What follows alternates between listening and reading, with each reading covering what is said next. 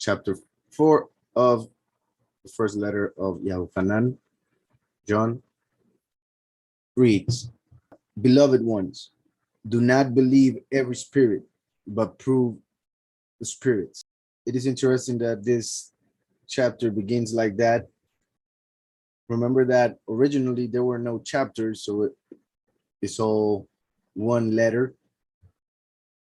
So a few verses or lines before that, we were reading about the new commandment, that we should believe in the name of his son, Yahushua HaMashiach, and love one another as he gave us command. And the one guarding his command stays in him and he in him. And by this we know that he stays in us by the Ruach which he gave us. So we see this is very important, and please keep this in mind when we go to the next verse, which is pretty much the beginning of the 4th chapter. Look how it mentions the name, the believe in the name as a new commandment, that name being Yahushua. Also,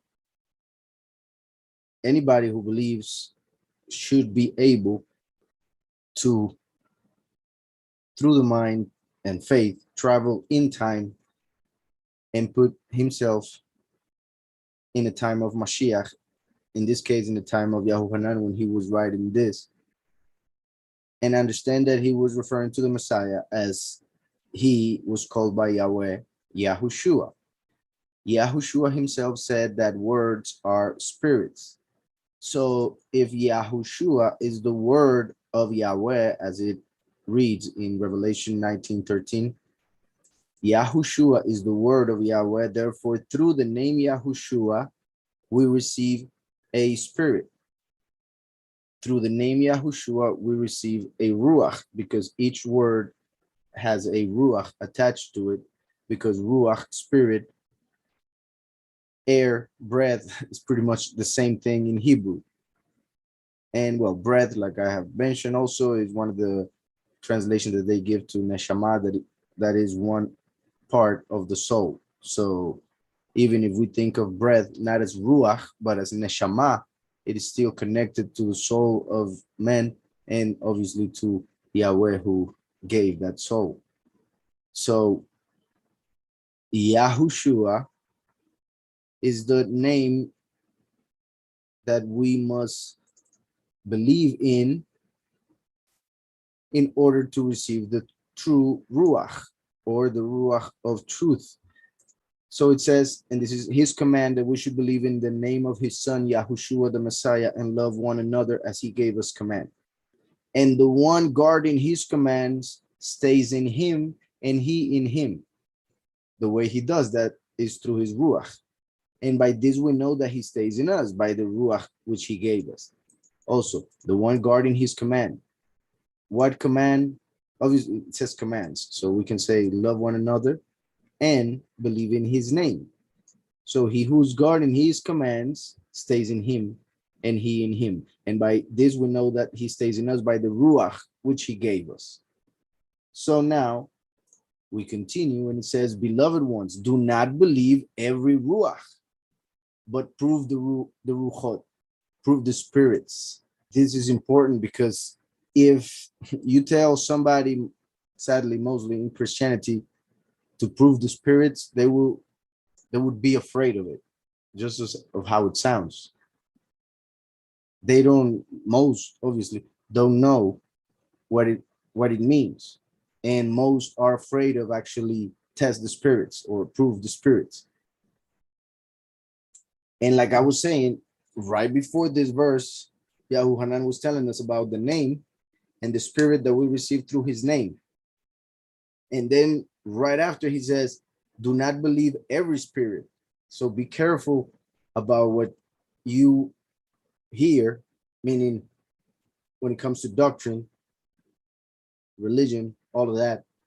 Do not believe every person, pretty much.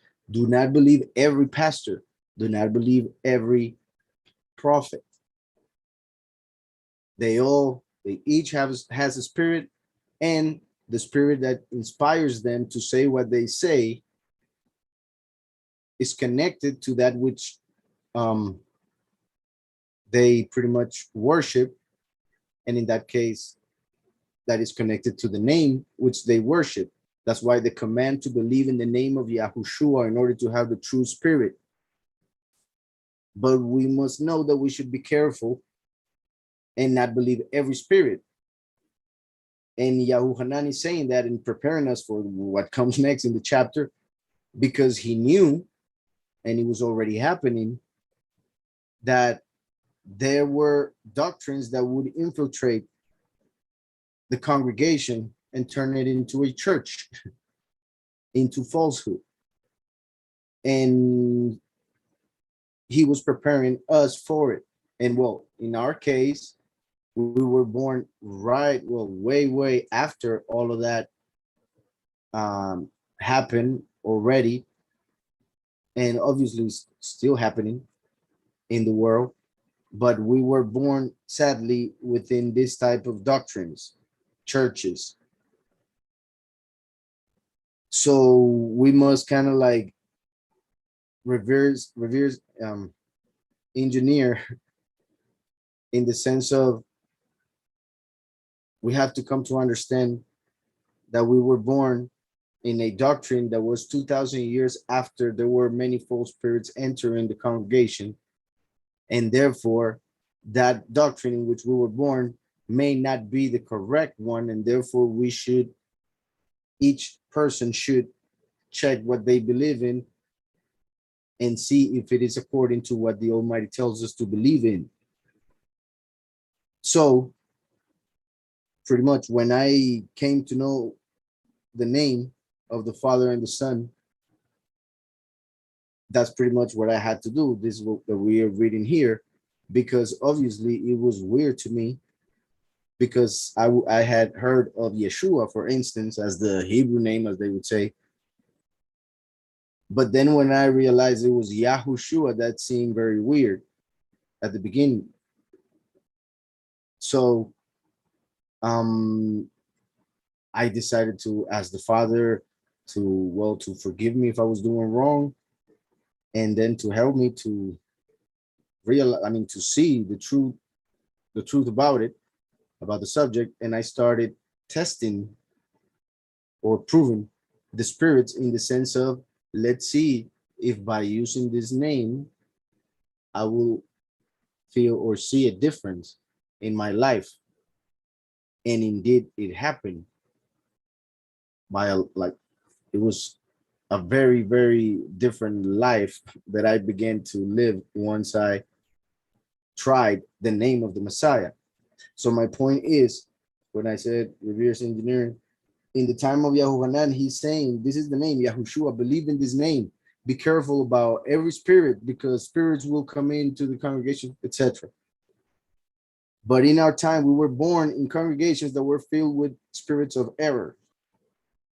So we must actually go back to the time of Yahúchanan in order to actually see what Yahúchanan was telling us to really believe in.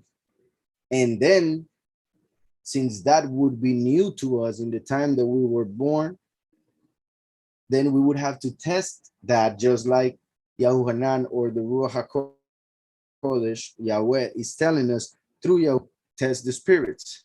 Because like I said, if a person has the name Jesus and you tell them the name Yahushua, it's going to sound weird to them at first. And they will be afraid to test it because they will think that they are sinning. But it is not a sin to test the spirits, as it says here. And obviously, when you understand the reason why you're doing what you are doing, why that is the name, etc., when you see all the logic in it, not just because anybody tells you. I repeat the verse, beloved ones, do not believe every spirit, but prove the spirits, whether they are of Yahweh, because many false prophets have gone out into the world. So like I was saying, when somebody's born in our generation or close to it,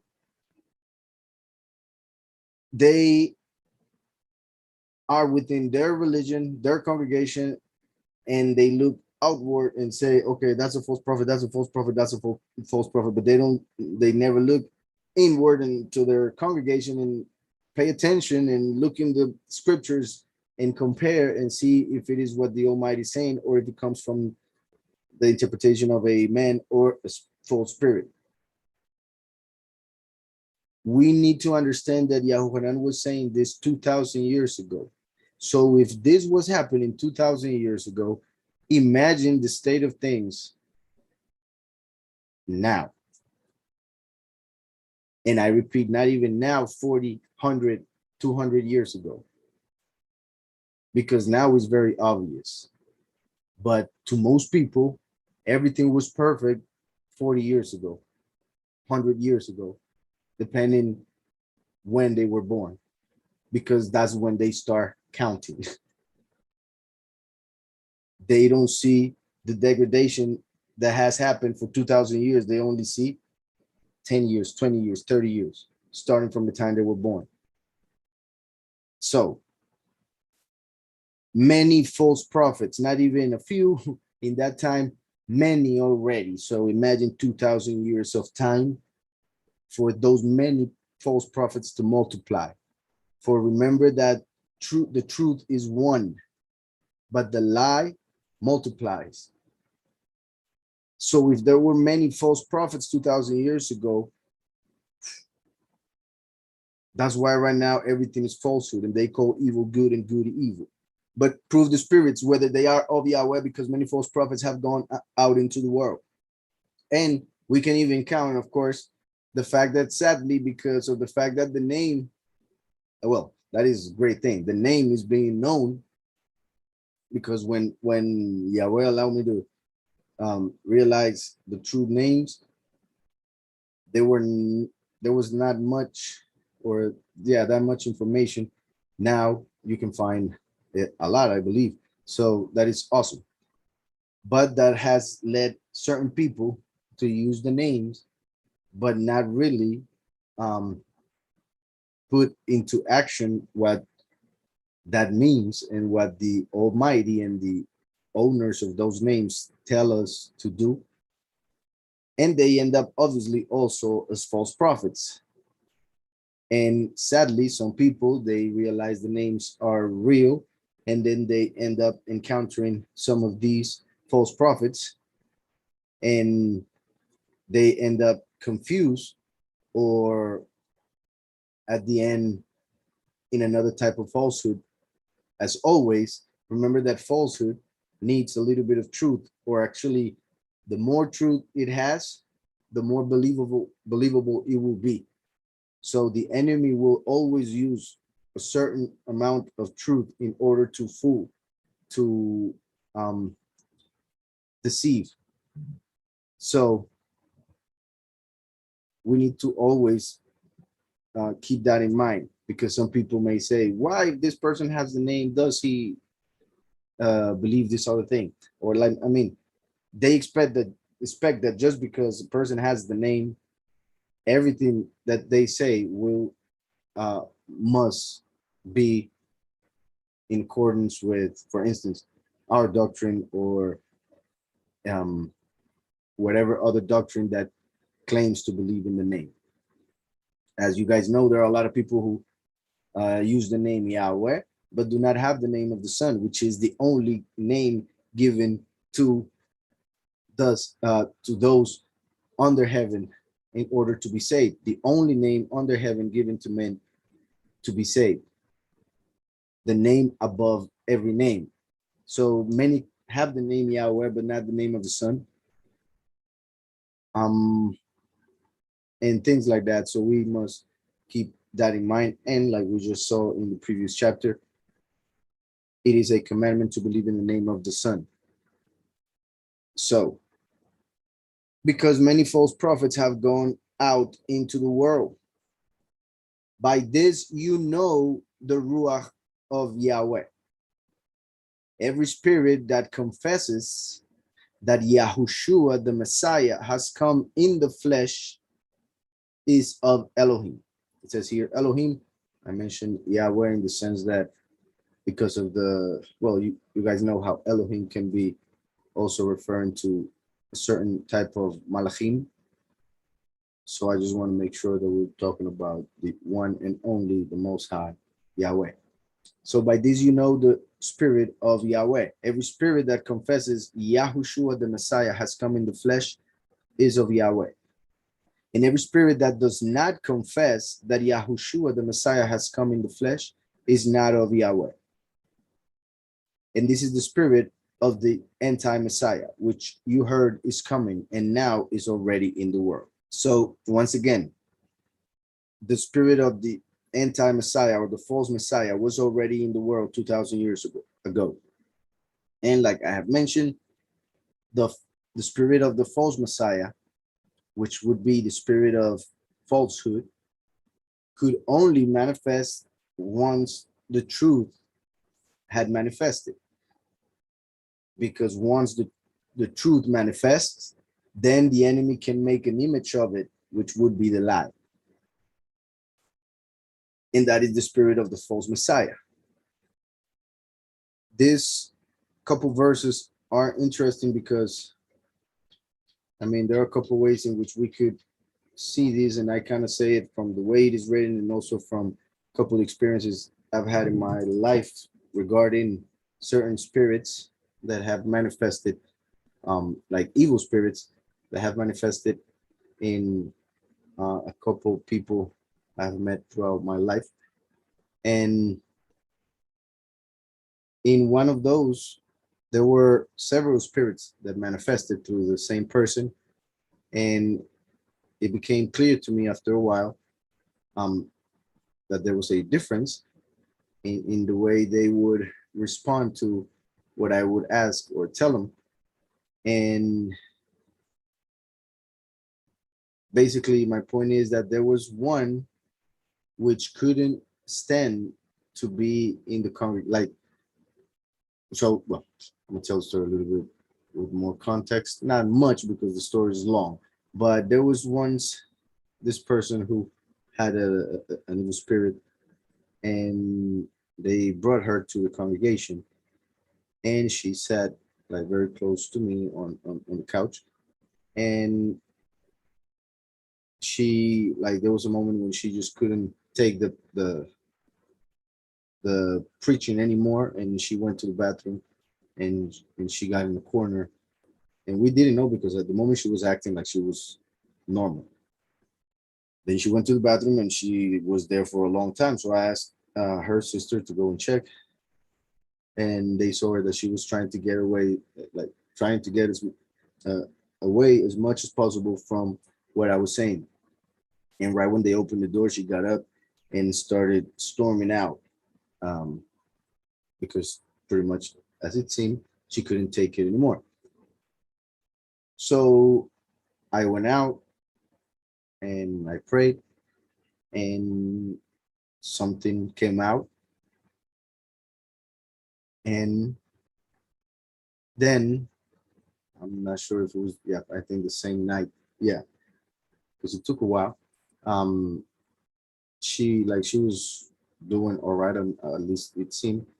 And all of a sudden, something else entered. She actually started smelling something rotten, something bad, making faces of that she was smelling something, and she told us that she was smelling something, and all of a sudden, everything changed again with her. But this time she was acting different.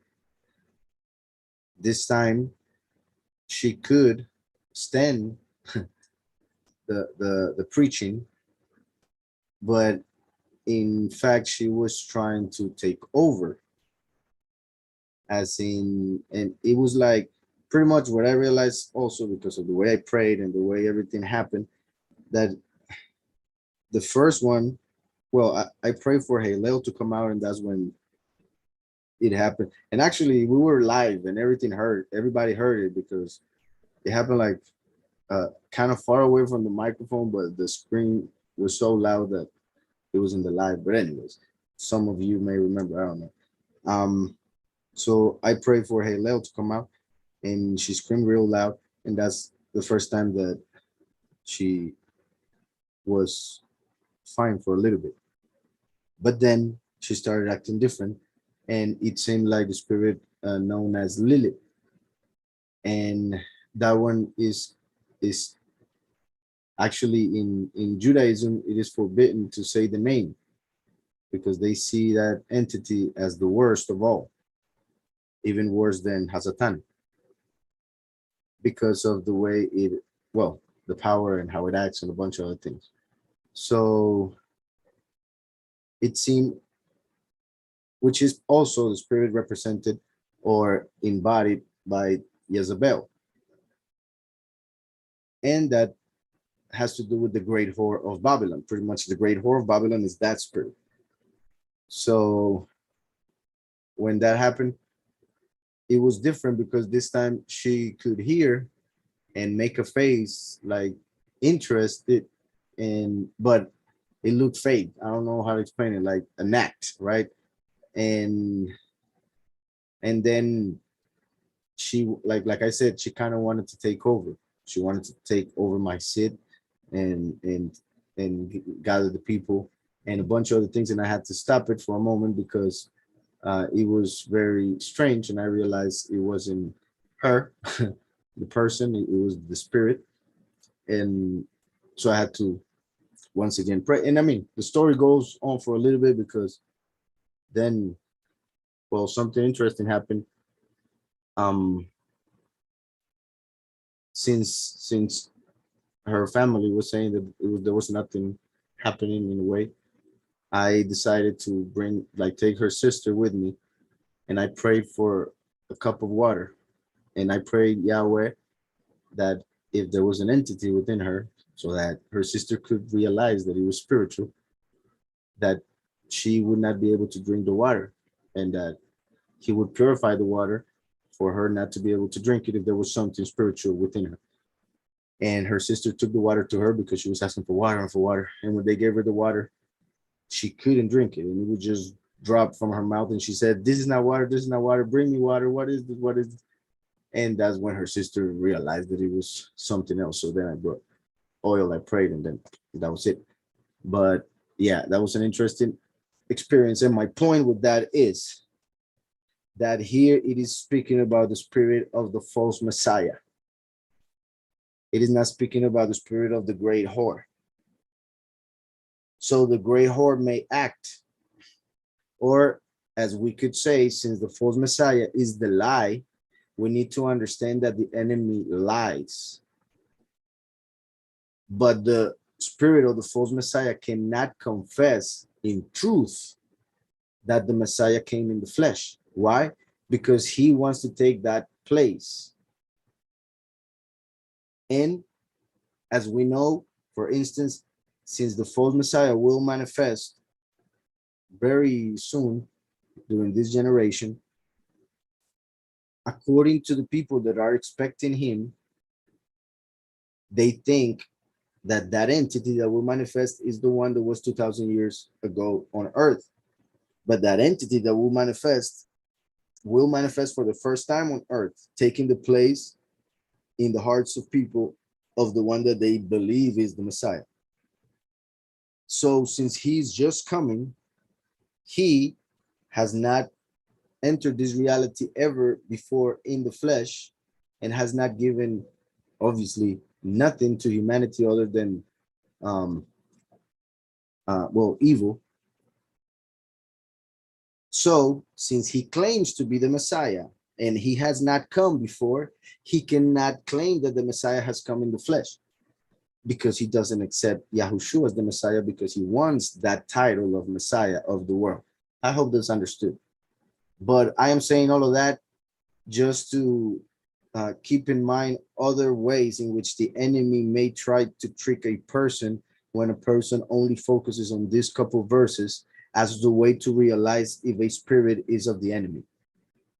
Because remember that the enemy lies. The enemy is an actor. And like I said, this person that had that spirit was acting, and it became obvious that he was acting. I don't know if it was the father showing it to me, or if it was obvious to everybody. I think it was obvious to everybody. So maybe the father was showing it to everybody, or he was just bad acting. I don't know. because in reality, yeah, well, how can you spread anything good from evil? So I'll read again. By this you know the spirit of Yahweh. Every spirit that confesses that Yahushua, the Messiah, has come in the flesh is of Yahweh. So this is important. Yahushua, the Messiah, has come in the flesh. Because a lot of people say that Jesus has come in the flesh, but that Yahushua, not many. And many times those who claim to believe in Jesus, when you tell them about Yahushua, they get angry at the name. They don't want to use it. And they may even say that it is the same, but if it is the same, why get angry? And if it is that one name is the real name and the other one is like a nickname, if that's what they want to say, because it's not the case, it's something worse. But let's say it's a nickname. Yahweh told us to believe in his name, not in whatever people, or worse, the world would call him, because that's how the world calls him. And Yahweh says that he who becomes friend of the world becomes an enemy of Yahweh.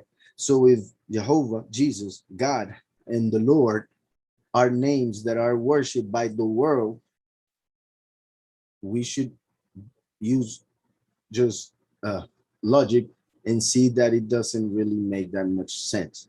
So by this you know the spirit of Yahweh. Every spirit that confesses that Yahushua the Messiah has come in the flesh is of Yahweh. And every spirit that does not confess, because with the heart one believes for justification, but with the mouth confession is made for salvation. Romans 10:10. And every spirit that does not confess that Yahushua the Messiah has come in the flesh is not of Yahweh. Has come in the flesh. For instance, in New Age, in the New Age religion, they don't call him the Messiah, they call him the Christ. And they see the Christ as a spirit, a universal spirit that would appear in different times in history through different people, but is one Saint Christ that appeared, as they would say, through Buddha and through Krishna and through Horus and through etc. and through Jesus. So in that case, that entity which they worship as the Christ has not come in the flesh himself, has used the flesh of others. So that is a doctrine of the false Messiah. In Islam, they believe that the Messiah was traded with Judas, that they say that Allah they worship, trade the looks. So they made that he made Judas look like Isa, as they call, whom Christians call Jesus. So they made, Allah made Isa look like Judas and Judas like Isa. So they sacrificed Judas instead of Isa. So in that case, the Messiah did not die for the sins according to that doctrine. So that is a doctrine of false Messiah. There is another doctrine that says that he didn't die on the tree, on the cross. It looked like it, but he didn't. However, the book of John says that he did. And it is clear about that fact because he saw water and blood, and that is a sign of death. And that's why he gives testimony of that. So Mashiach died, but there are doctrines in which they say that he didn't die. He went to the tomb, he got better, and then he went with Miriam of Magdala to France and had children. And then there are other doctrines that they focus on saying that either the Messiah didn't take flesh, or even if he took flesh, he didn't die. And that is obviously because of the fact that it was needed for the promise to take flesh, because he would be through the seed of Abraham, and to die because there was a need for the payment of the sins of the world. and it was through his death in order to basically kill death. Because as you guys know, the law says that he who fulfills all the commandments will live by them. So Mashiach fulfilled all the commandments, and the enemy used the Torah, which is the law of this world, and he being the mighty one of this world, used the law to kill he who fulfilled the law. So he broke the law and lost the power over the law over to Mashiach, who now rules all realities. So the enemy tries through the many false doctrines to either make people worship a different one. Well, that is the key point, to make the people worship him through different names. And in what comes to the belief in the Messiah, tries to break the promise in one way or another. He didn't come in the flesh. He didn't die. It wasn't him who was on the cross. And many other false doctrines. And every spirit that does not confess that Yahushua the Messiah has come in the flesh is not of Elohim. And this is the spirit of the anti-Messiah, the false Messiah. Anti is normally seen as against.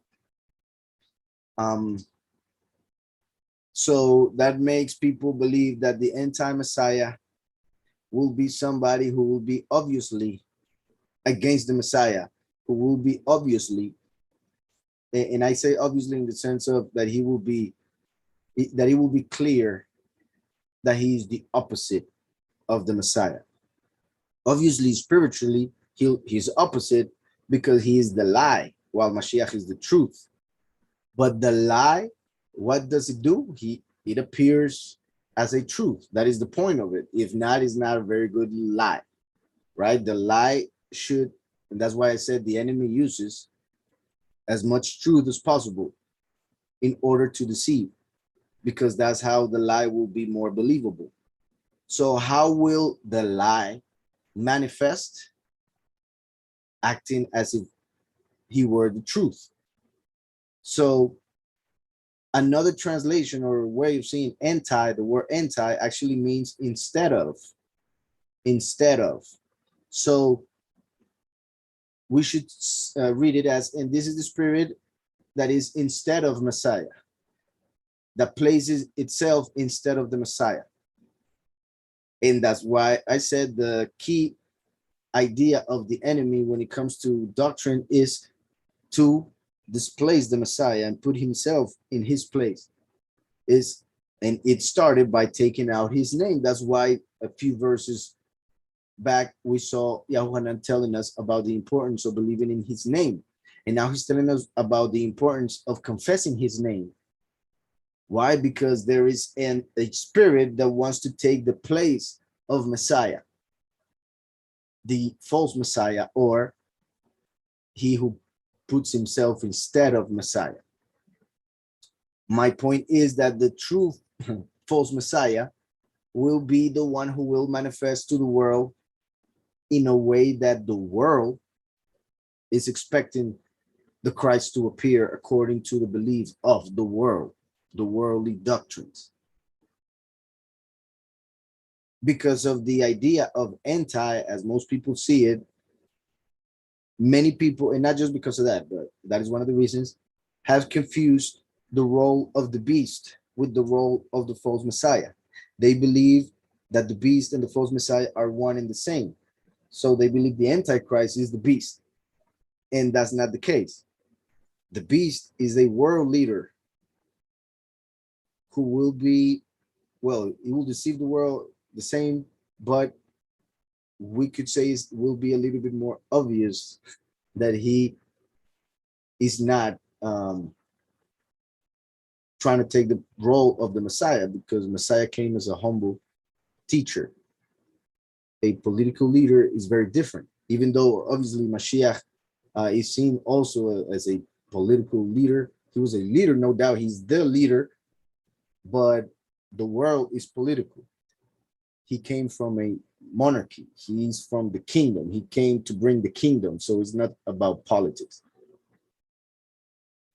But when it comes to the false Messiah, it's all about the world and about what the world expects. So, as I was saying, when it comes to the beast, he will be a political figure who will take over the world. And he's the opposite, or what the enemy is putting in place instead of the true world leader or king, which is the witness like Moshe, who comes as king. Yahushua came as priest, the high priest. So the false Messiah will try to act like that, just like the false prophet is the opposite of Eliyahu, the prophet. So the false prophet is the counterpart to Eliyahu, the world leader, the beast, the counterpart to the witness like Moshe, and the false Messiah, the abomination of desolation, the counterpart, the opposite of Yahushua the Messiah. But they will all, the three that the enemy prepares, will be trying to take the place of the three that Yahweh sent. So, and this is the spirit of the false Messiah, which you heard is coming, and now is already in the world. So once the Messiah had come, now the false Messiah can manifest in the sense of the spirit of false Messiah. But the false Messiah in flesh, as Thessalonians says, first the pretty much the witness like Moshe needs to be taken out of the way. Christians say that that is the spirit, but that's a story for another moment.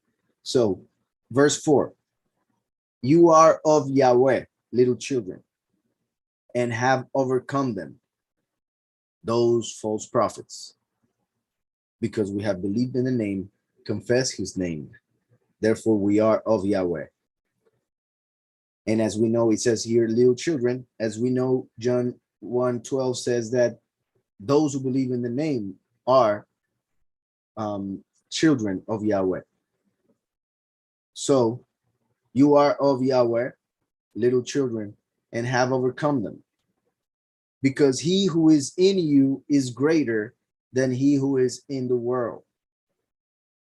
Once again, the world. Obviously, when we were, or well, those who were Christians or were going through Christianity, when we were in Christianity, we thought that was it. That was the true doctrine. Of course, we were born in it, some of us. And then we, because of the teachings there, we would see outside of the Christian church as the world. But then you start looking at the church and you see that it looks a lot like the world. They talk a lot like the world. They do concerts that look and sound and feel like the world. And not just a concert, not the concerts are bad. It's just the content, the reason for them, what they are seeking with them, the motives and all of that. I've seen many, because like I said, I went through Christianity and I met pastors and all of that. And I would see the leaders, the pastors, always trying to figure out a way to bring more people by acting like the world, which made no sense to me. Because it's pretty much what the Catholic Church did in the beginning. They brought all false doctrines from all pagan religions into it in order to attract those pagans to Catholicism, not understanding that by doing that, they made a mix of falsehood. That's all they did, which is a mix of abomination, as the scripture talks about the great whore being the mother of all the abominations. So you are of Elohim, little children, and have overcome them, because he who is in you is greater than he who is in the world. So like I said, when I started looking and seeing that those in Christianity were trying to be like the world and liked by the world and mesmerized by what the world does, I realized it was one and the same. Like I said, they all use Jesus, they all use Lord, even if they claim to believe or not, same name of the world. So that made me think, and I started reading scriptures and I started seeing a bunch of things. And like I have said, I came to understand that one of the parallels that we see from Exodus, and with this that I am mentioning, is that Egypt is the world,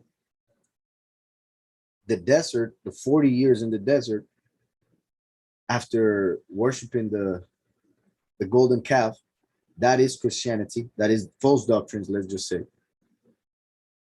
And then crossing the Yarden, where Yahushua was immersed, representing his death, crossing the Yarden by the order of the leader of the moment, whose name was Yahushua, because that's the name that Yahweh told Moshe to give him. Spiritually, not that it says in the Torah, what Torah says was that Moshe told Hoshea that his name would be Yahushua. But as we know, Moshe is the leader chosen by Yahweh, so I would say Yahweh inspired him to do that. Why? Because that name, Yahushua, would be the name of the Messiah eventually, who would be immersed in the Yarden, representing his death. And that's why Yahushua, the successor of Moshe, told the people, prepare yourselves because we will be in the crossing the Yarden in 3 days. Well, we will be entering the promised land in 3 days. Why 3 days? Because Yahushua would be in the tomb for 3 days in Sheol. So Egypt is the world, is a representation of the world, slavery to sin. But then you want to get out of it, but you end up in a desert worshiping the golden calf, a false Messiah, the spirit of error, because of the doctrines of demons, because of the false prophets that began 2,000 years ago. Their job, and now a lot of people are deceived, others are deceiving. So 40 years in the desert going around, and then Yahushua comes to your life, and in the 3 days that he was dead, you are able to enter the promise that he gave us. Understanding, true belief.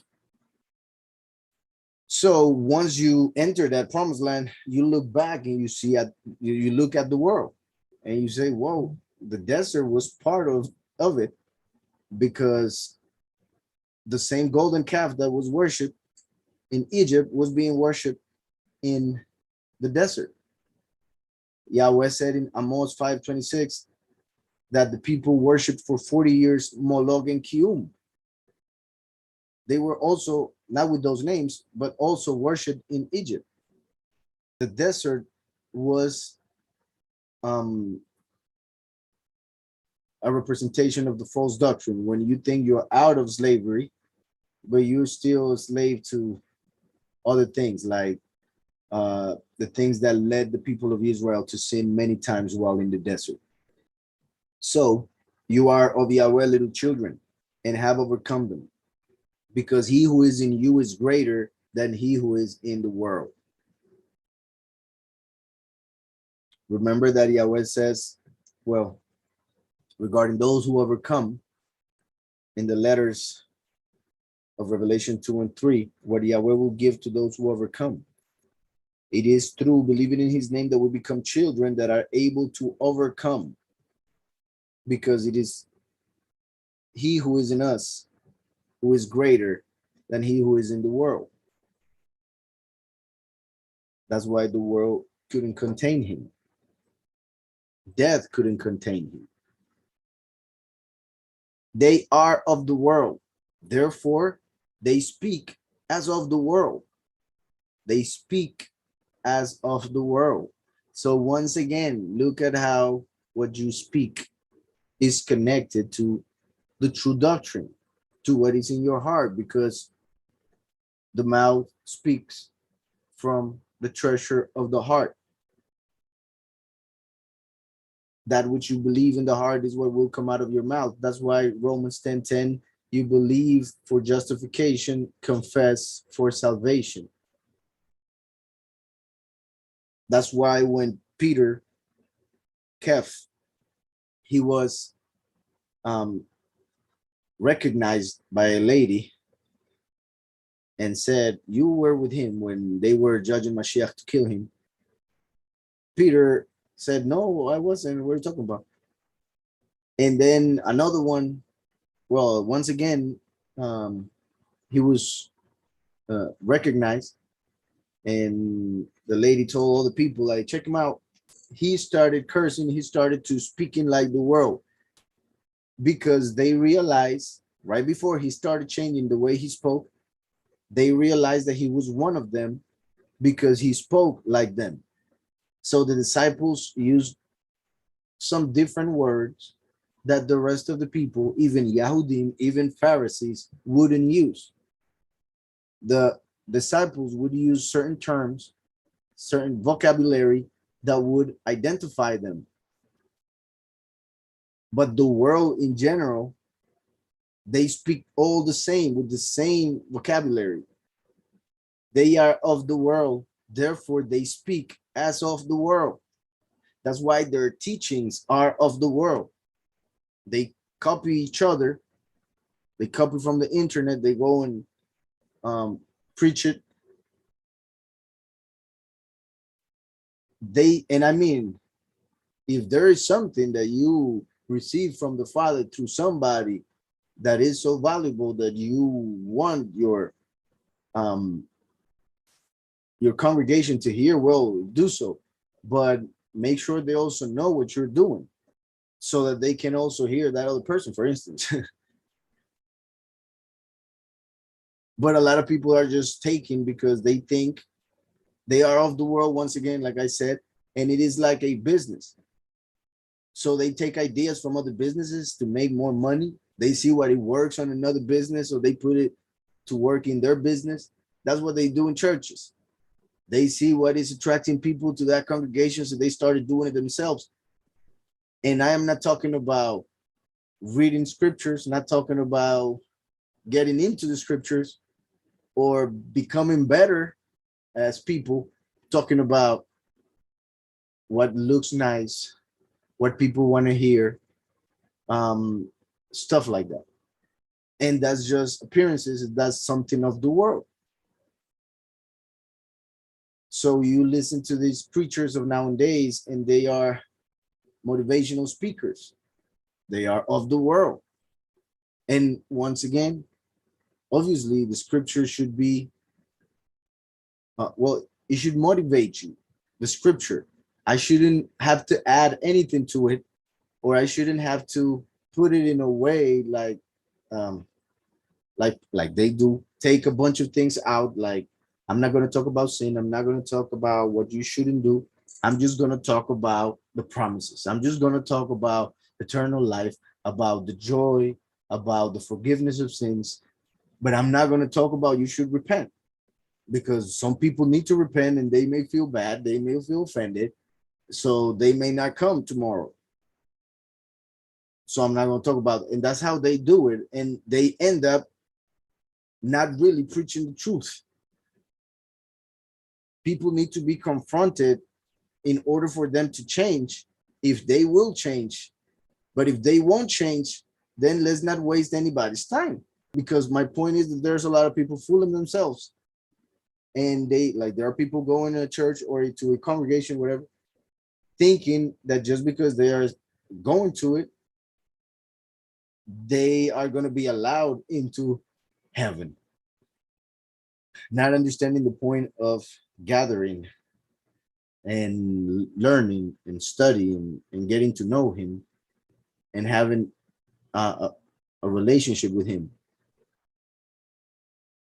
So it's very sad.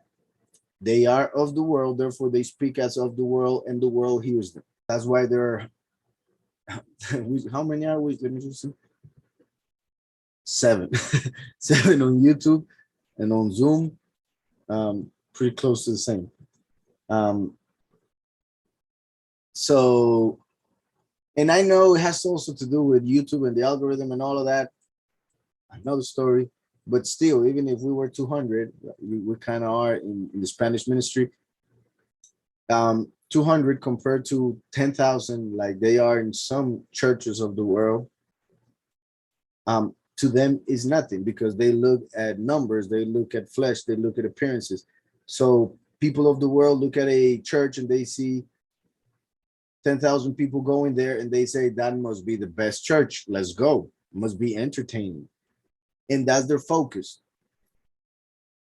But they go to a congregation, no matter what it is being taught, they see a few people, and believe me, I know because it is my case. They see a few people and they're like, what am I doing here? What are this is? And that's why also when it comes to the two witnesses, they will be hated by the world. The world won't want to hear them. And it is amazing. It is completely clear, but still people who claim to be believers who are in the world really don't understand it. And they expect, for instance, the two witnesses to be believed by most, when it doesn't make sense with anything that has to do with scriptures, but obviously they don't read. And my point is that if they get to know about the two witnesses, because most don't. So they are of the world, therefore they speak as of the world, and the world hears them. This is important. When somebody doesn't hear you because you're telling them about Yahushua, remember, that's why they don't hear you. That's why they don't hear us. We are different. So don't feel offended. Don't be sad. Don't be discouraged. Know that there is a reason, a clear reason spiritually of why that is. They are in the world, we are not. They are of the world, therefore they speak as of the world, and the world hears them. I'm going to continue, but I just want to make clear that verse is understood, because I believe it is super important. Because even though I speak about this a lot, I get that question a lot. How can I tell people the truth without them rejecting it? That is like not understanding the parable of the sower. So they are of the world, therefore they speak as of the world, and the world hears them. We are of Elohim. The one knowing Elohim hears us. We are of Yahweh. The one knowing Yahweh hears us. And not necessarily somebody that knows the name already, but somebody who wants truth. That person knows Yahweh to a certain degree, because that person is attracted by truth. That person desires truth, wisdom, understanding, knowledge. That means that person desires to know Yahweh. He or she just doesn't know the name of him who is that power. We are of Yahweh. The one knowing Yahweh hears us. He who is not of Yahweh does not hear us. So look how Yehúchanan sees that it is an important point, for he makes it again. He who is not of Yahweh does not hear us. By this we know the spirit of truth and the spirit of delusion. By this we know the spirit of the truth and the spirit of the delusion. In another translation, it said the spirit of error, the spirit that leads to error in doctrine, in life. Here, delusion also works, of course, because they are deluded. They will be deceived by the lie, as it is written in Thessalonians, because they did not have love for the truth. Yahweh will send the spirit of the lie. So by this we know the spirit of truth and the spirit of the delusion. Those who hear us when it comes to Yahweh and Yahushua and the scriptures, they are following that spirit of truth that is basically pulling on them, on their soul. But those who are of the world, who are attracted by the world and the things of the world, and who are heard by most, who are heard by the masses, they are actually following the spirit of delusion, which is a spirit of the world. Beloved ones, let us love one another, because love is of Yahweh. And everyone who loves has been born of Yahweh and knows Yahweh. So I'll say it again, beloved ones, let us love one another. Very important, because love is of Yahweh. And everyone who loves has been born of Yahweh and knows Yahweh. But also we need to understand that there are two types of love, and we have talked about that.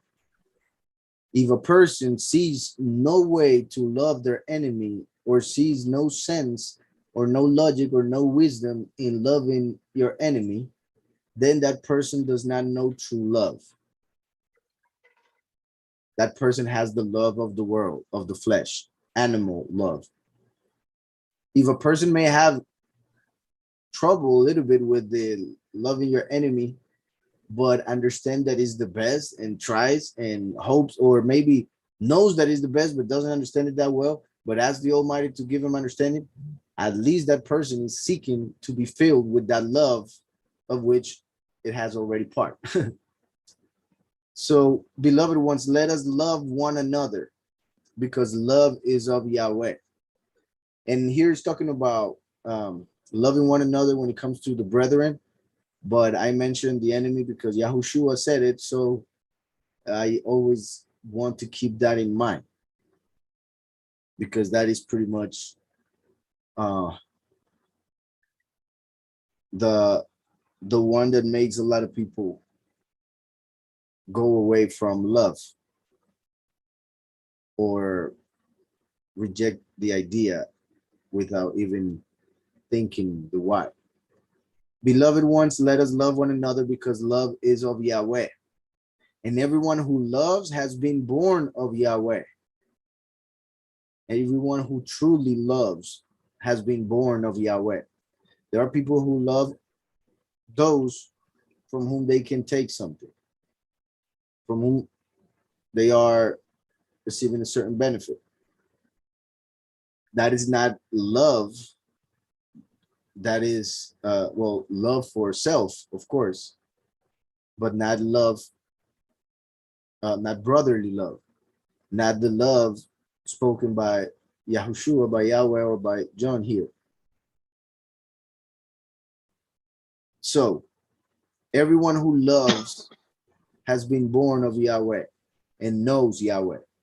Knows Yahweh, that's important as well, because people who only love in the carnal, animal sense, when they read this, they think that they know Yahweh. And it is obvious that they haven't. And I repeat, one of the ways is asking them about an enemy and see their reaction, what they reply. You know, okay, so that's not the love, because you didn't even try. So they know something else, not the heavenly love. And that heavenly love is Yahweh. So he who really loves has been born of Yahweh and knows Yahweh.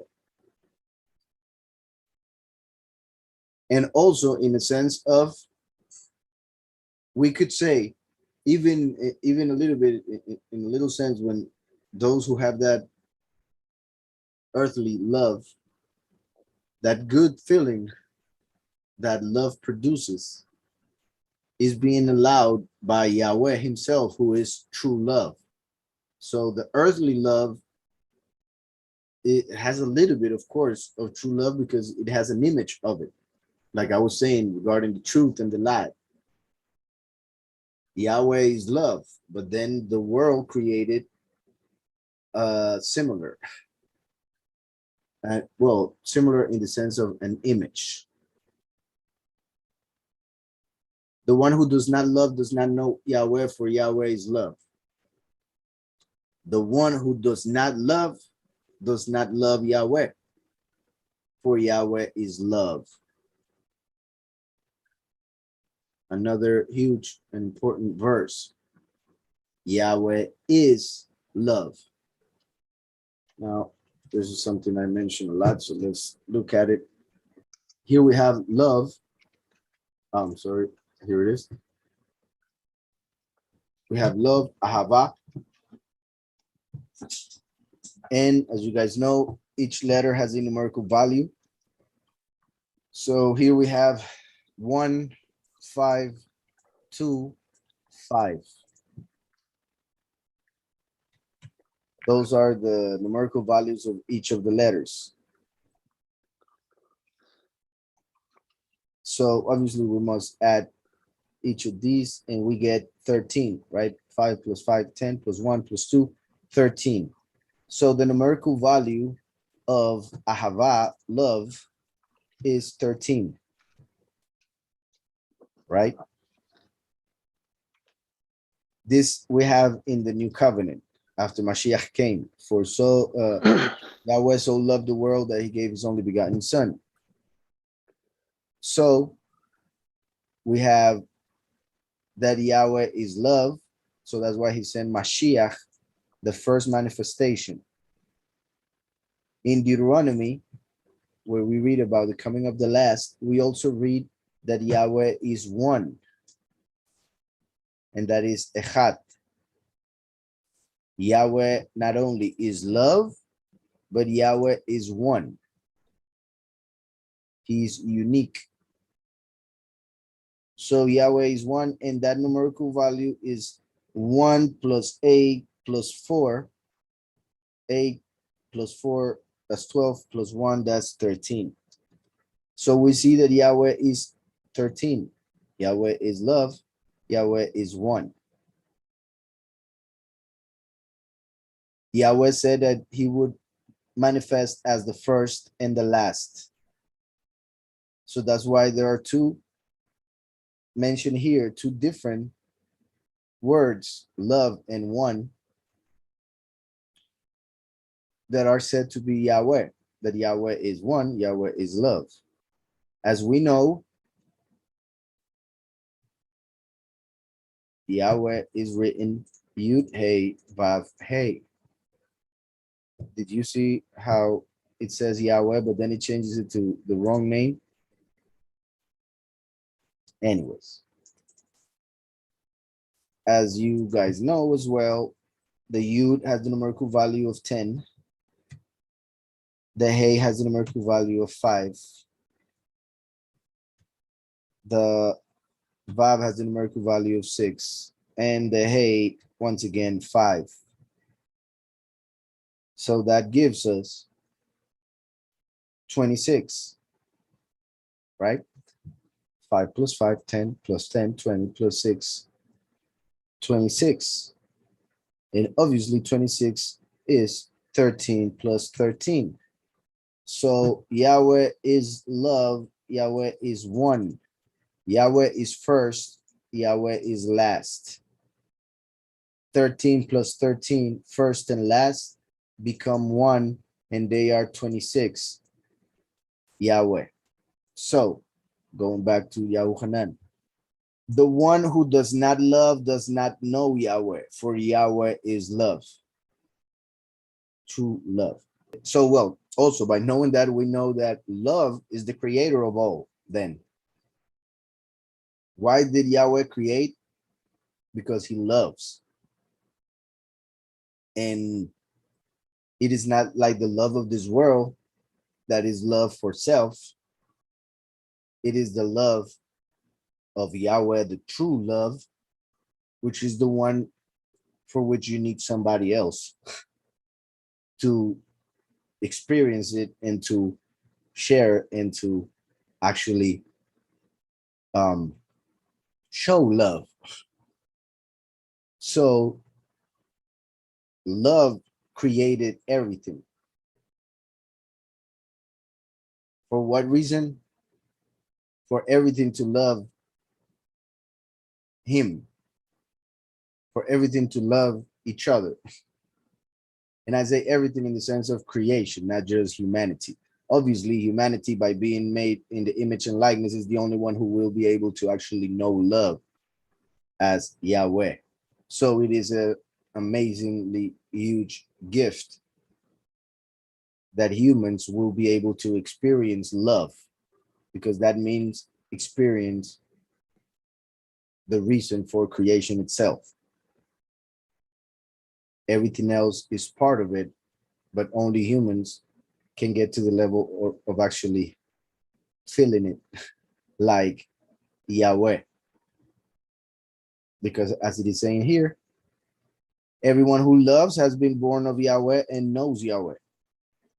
The one who does not love does not know Yahweh, for Yahweh is love. By this, the love of Yahweh was manifested in us, that Yahweh has sent his only begotten Son into the world, that Yahweh has sent his only brought forth Son into the world, in order that we might live through him. So he showed his love by sending his only Son in order to make us children, in order that we might live through him. If it was only love of self, then Mashiach would have come to destroy everything and everybody for their rebellion and sinfulness and rejection. But that is the way the enemy acts, and that's why the enemy will come and destroy the earth soon. And that is the enemy that the world actually wants and desires and is expecting. And I say the world. Yet when the Messiah came to show love, they killed him. So by this, the love of Yahweh was manifested in us, that Yahweh has sent his only brought forth Son into the world in order that we might live through him. So he allowed his Son to be killed in order that we may receive life through what he would attain by dying without sin. In this is love.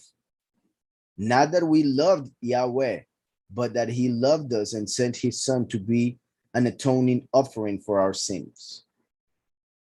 So a lot of people, because of the commandment of loving Yahweh with all your heart, all your mind, and all your strength, with which most really sadly hardly understand or fulfill, but most know, they believe that by fulfilling that commandment or claiming to love the Almighty, that they are doing such a good thing of loving the Creator, not understanding that just the fact that you know that there is a Creator is an act of love from the Creator, because he's giving you understanding, sight, spiritual sight. So that should make us be humble about the love we feel for him and make it grow even like to a greater extent that you may feel already, because of the fact that he didn't wait for us to love him. He loved us, and that's why he brought us to him by his Son, through his Son, who is the way. In this is love, not that we loved Yahweh, but that he loved us and sent his Son to be an atoning offering for our sins. Beloved ones, if Yahweh so loved us, we also ought to love one another, right? If Yahweh showed love to all of us who were in sin, we should then be able to love one another. No one, this is important, no one has seen Yahweh at any time. No one. What scripture said, and this is one of the reasons why I believe this should say Yahweh, because there are many scriptures that say that somebody saw Elohim, or what they saw, even when it made claim that they saw Yahweh, Torah, for instance, they were seeing Elohim, a malach who represented Yahweh. But there's no way they could see the true essence of Yahweh while in sinful flesh. No one has seen Yahweh at any time, ever. No one, not Moshe, not Eliyahu, no one. And mainly because he's invisible. He cannot be contained by space, for he created it. He cannot be contained by time, for he's eternal, and he created it. And he cannot be contained by an image. He created images by creating matter, which has to do with form. He cannot be contained by form, even though he chose the human body as his form when he begat Yahushua. No one has seen Yahweh at any time. If we love one another, Yahweh does stay in us, and his love has been perfected in us. So if we love one another, Yahweh, who is that love in one and another, will be seen through our love for each other.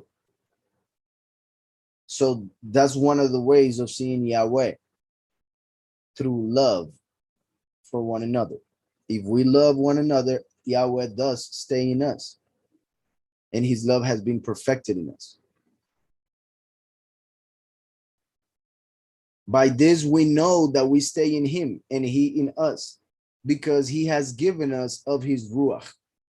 By this we know that we stay in him and he in us, because he has given us of his Spirit. And may he give us a greater share of the Ruach, if possible, according to his perfect will, during this Shavuot that we're about to celebrate. By this we know that we stay in him and he in us, because he has given us of his Ruach. And we have seen and bear witness that the Father has sent the Son, Savior of the world. Whoever confesses that Yahushua is the Son of Yahweh, Yahweh stays in him and he in Yahweh. So right there, once again, is a sign and to show and confirm the importance of the confession of his name for the Ruach of Yahweh to be within you. Whoever confesses that Yahushua is the Son of Yahweh, Yahweh stays in him and he in Yahweh. And we know, and we have known and believed the love that Yahweh has for us. And we have known and believed the love that Yahweh has for us. Yahweh is love, and he who stays in love stays in Yahweh, and Yahweh in him. We must remain in love. We cannot get out of that state of mind. By this love has been perfected with us. Okay, by this love has been perfected with us, in order that we might have boldness in the day of judgment. By this love has been perfected with us, in order that we might have boldness in the day of judgment, because as he is, so are we in this world. That's why the world hates us, but as he is, will also be in judgment. So in order that we might have boldness in the day of judgment, because as he is, so are we in this world. So since he is the lawyer, if we are one with him, then we won't need to defend ourselves, for he is our lawyer. I repeat, he is the one who already paid for our sins, and therefore we are as him, and that means we are not going through judgment because we were forgiven. In order that we might have boldness in the day of judgment, because as he is, so are we in this world. There is no fear in love. This is important as well as everything, of course. And this is to show, sadly, but clearly, that there is no love in the world. Because if there was love in the world, people wouldn't be so afraid of everything and anything. The fact that they hide behind a mask, that they are afraid of breathing, that they are afraid of contact, of hugs, that shows there is no love in the world, because fear rules, because the world obviously has allowed it. There is no fear in love. Now, also remember, of course, that the fear of Yahweh is the beginning of wisdom. But that is a different type of fear, right? Because, like I always say, he who fears Yahweh will fear nothing. But he who does not fear Yahweh will be afraid of everything. So here it is talking about that fear of everything, that fear of the world, of life, of breathing, of your fellow men. There is no fear in love. Many people who hate others or other cultures is because they don't know them. They don't understand them. So they fear. If they had love for one another, they would try to understand and would realize there's nothing to fear. It's like when you turn on the light, well, those who are afraid of darkness, and turn on the light and see that there's nothing to fear. Yahweh is light. Yahweh is love. But people are afraid of that which they don't know, just like darkness. They don't know what's around. So sadly, that shows how the world is in darkness spiritually, for they have no love. They are all afraid. And the enemy is making money through that fear. There is no fear in love, but perfect love casts out fear. Perfect in Hebrew refers to something that is complete. So when you are filled with love, there's no place for fear within you. Perfect love, to be filled with love, will cast out any fear, because you'll be filled with Yahweh, and Yahweh fears nothing. Yahweh is life. Why would he fear death? So perfect love casts out fear, because fear holds punishment. Because fear holds punishment. So when a person fears, is attracting punishment. That fear is a sign that it deserves certain punishment to rectify and purify or purge that fear.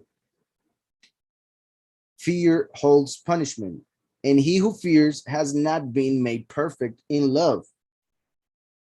He who fears has not been made perfect in love. So that means there's more work to be done. And many times that work comes through that which the person fears, because a fear must be confronted. People must face their fears, and they will realize they shouldn't have been afraid after having gone through it. So a person who fears is actually attracting that which he or she fears. And by attracting it, eventually will, if that event works as it is supposed to, it will rectify something in the person that will lead the person to be filled a little bit more with love. For instance, for Yahweh, for his goodness, by allowing us to go through it and come out triumphant. There is no fear in love, but perfect love casts out fear because fear holds punishment. And he who fears has not been made perfect in love.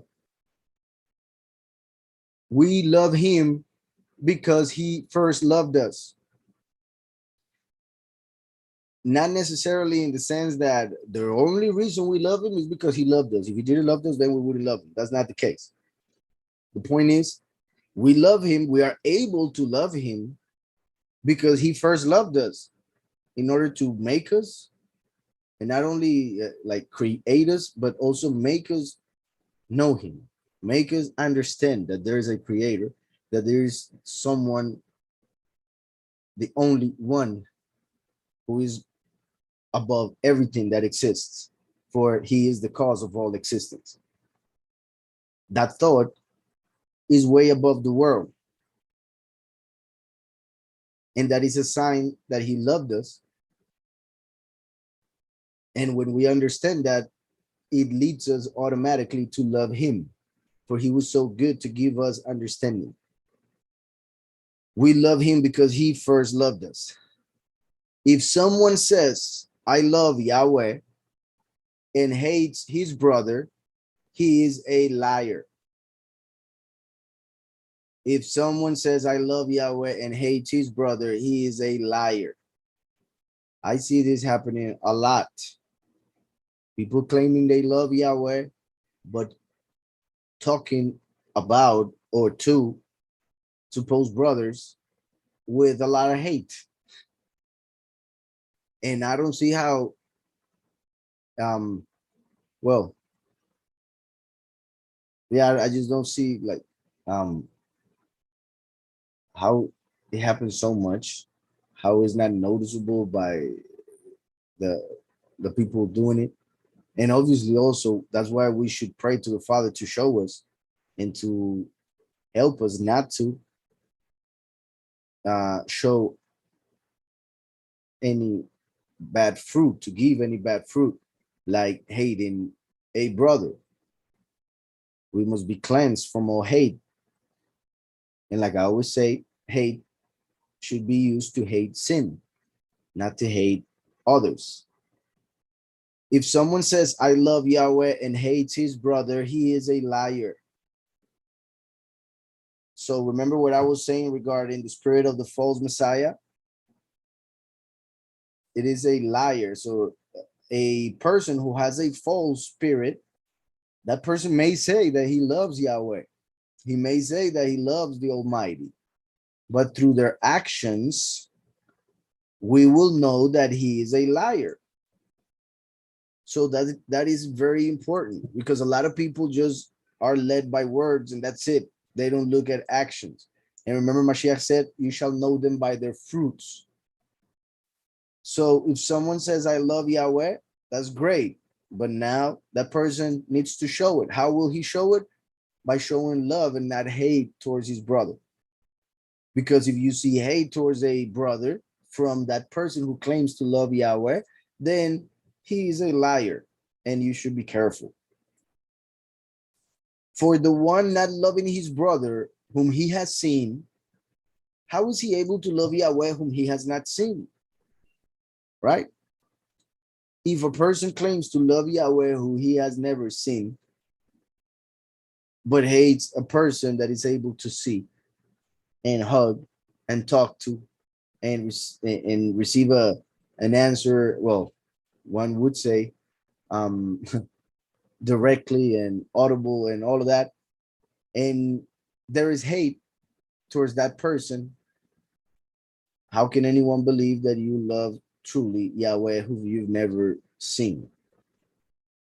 For the one not loving his brother whom he has seen, how is he able to love Yahweh whom he has not seen? And we have this command from him, that the one loving Yahweh should love his brother too. And we have this command from him that the one loving Yahweh should love his brother too. Right? To make sure that the person is not a liar or not deceiving himself, which sadly it happens a lot, which was one of the points I was trying to make earlier. It's amazing how, and sadly, like I said, since I have this honor to be here teaching and everything. When it comes to the congregation in Spanish, I get a lot of people I need to advise and all of the that they ask for advice and stuff like that. And I see,